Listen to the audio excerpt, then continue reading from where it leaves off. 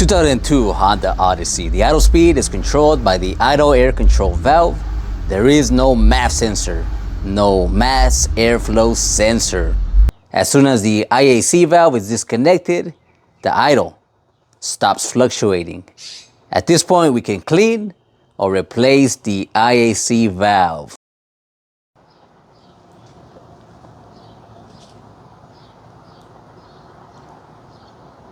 We're going to replace this piece. This is the original Denso idle air control valve. This is a 20-year-old piece, so we're just going to replace it. While you're here, you can also replace your throttle body gasket. This one's already peeling. And give your throttle body a good cleaning.